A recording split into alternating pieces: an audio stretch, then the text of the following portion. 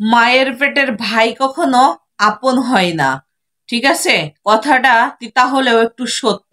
কারণ কিছু কিছু মানুষের এই কথাগুলো খুবই চুলকানি উঠে গেছে ভাই, জ্বালা যন্ত্রণা উঠে গেছে।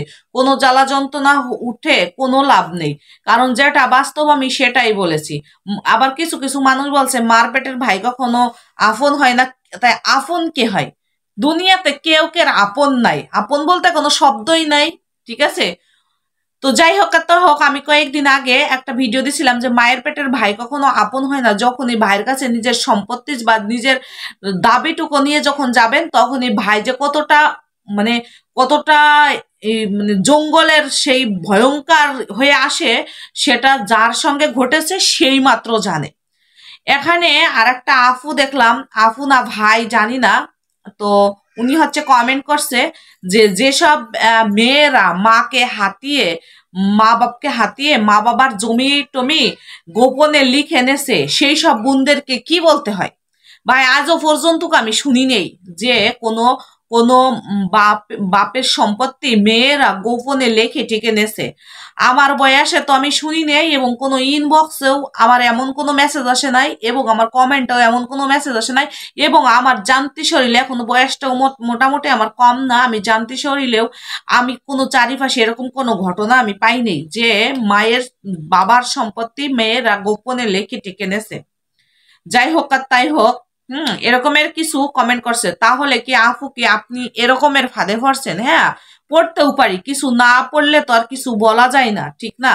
তো যাই হোক আর তাই হোক, আপনারা হয়তো বা এখন আপনারা এইসব পরিস্থিতির ভিতর পড়েন নাই। ঠিক আছে, যেদিনকে পড়বেন সেদিনকে আমার কথাগুলো জাস্ট শুধু মিলিয়ে নেবেন। ঠিক আছে, শুধু মিলিয়ে নেবেন। আজকে বোন আপনি ভালো আছেন, ভালো খাইতেছেন, ভালো পড়তেছেন, ঠিক আছে, যখন ছেলে মেয়ের কাছ থেকে মনে করেন যে অবহেলা পাবেন, যা বাবার সম্পত্তি আছে, বাবার উপরে তো দাবি আছে আপনার, আছে না বাবার সম্পত্তির উপরে? যখন ভাইরা আপনাকে দেবে না, খাওয়াবে না, পরাবে না, ভাইয়ের শালা সুমিন্দি শ্বশুর শাশুড়ি আইনে গরু মুরগি হাঁস আইনে বিরিয়ানি জর্দা খাওয়া খাই লক্সি করতেছে, স্বামীর ঘরে থাকবেন, তখন আপনার স্বামী এবং শ্বশুর শাশুড়ি চাচা শ্বশুররা শুনবে যে কিরে তোর ভাই দিন শ্বশুর বাড়ি থেকে এত লোকজন এসে খাসি জবু করে গরু জবু করে খাওয়া খাই করতেছে, তোরে বলে নাই? সেদিনকে আপনার বুকটা ছিদ্র হয়ে এ পাশতে যাই ও পাশতে বের হয়ে যাবে, তখন বুঝবেন কতটা কষ্ট, মানসিক যন্ত্রণায় আপনি আছেন। তখনই যাইবেন যে ভাই বাবার সম্পত্তি তো আমি ভাগ পাবো, আমিও সন্তান, আপনিও তুমিও সন্তান, তা আমাদের খোঁজ খবর নাও না, আমার ছেলে মেয়ে আমার স্বামীর, আমারও তো মন চায় বাবার বাড়ি এসে আসবো খাবো পরবো, তাহলে আমার সম্পত্তিটুকু আমাকে দিয়ে দাও।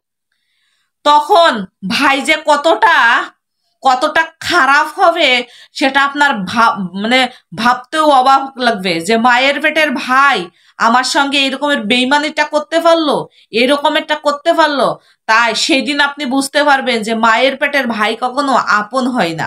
ঠিক আছে, তো যাই হোক, কেউ যদি রাজপ্রাসাদ বসে টসে খায়, যখনই আপনি ভাগ চাইতে যাবেন, তখন আপনার ওই ভাই যে কত রকমের কত আহানা বিহানা কত রকমের কথা যে আপনারে শোনাবে, সেটা আপনি সহ্য করতে পারবেন তো? সেটা আপনি হজম করতে পারবেন তো? কোনোদিনও আমার তো মনে হয় পারবেন না। আজকে হয়তো বা গায়ে শক্তি আছে, রূপ আছে, নিজে ইনকাম করতেছেন, স্বামী ইনকাম করতেছে, খাইতেছেন, ইলাসিতা বিলাসিতা নিয়ে নিচ্ছেন, এবং ভাইরেও দিতেছেন, ভাইয়ের বউরেও দিতেছেন, মা বাবাকেও দিতেছেন। যেদিনকে এই এই টাকা পয়সা অর্থ সম্পদ থাকবে না, অসহায় হবেন, অসহায় মানসিক যন্ত্রণা যেদিনকে পাইবেন না, সেদিনকে আপনি আমার এই কথাগুলো জাস্ট শুধু মিলাই নিবেন। ঠিক আছে, শুধু মন দিয়ে আপনারা আমার কথাগুলো শুনবেন এবং শোনার চেষ্টা করেন। কারণ এইটাই বাস্তব যে মায়ের পেটের ভাই কখনো আপন হয় না। কি ঠিক আছে, এক পর্যায়ে যখন আপনি হিসাব কিতাব নিতে যাবেন, দেখবেন যে ভাই ওই পড়ালেখার সময় নিয়ে গেছে 10 বিঘে, এই চাকরির সময় 10 বিঘে নিয়ে গেছে, এই ভাই ঘর বানছে, এই ভাই পুকুর বানছে, এই ভাই জমি কিনছে, মনে করেন যে শেষ এইটুক আছে, তোরা ভাগযোগ করে নিয়ে দরকার কি, আমারই থাক, বুঝছেন? তো সবারই একটা হক আছে বাপ মার সম্পত্তি। হয়তো বা ভাই তুমি ভাই হইছো, আমি মেয়ে হয়েছি ভাগ্যক্রমে, তো মা তো মাই, মা পেটে তোমাকেও রাখছে আমাকেও রাখছে, তাই মার পেটের ভাই কখনো আপন হয় না। যখনই নেন টেন্ডার শুরু করতে যাবেন তখনই বোঝা যাবে কতটা খারাপ। তো এই যেসব আপু ভাইয়াদের আমার কথা শুনে বেশি মানে জ্বালা যন্ত্রণা চুলকানি উঠছে, এখন নাই ভালো আছেন, পরবর্তীতে কথাগুলো মিলাই দিবেন, অনুরোধ রইল।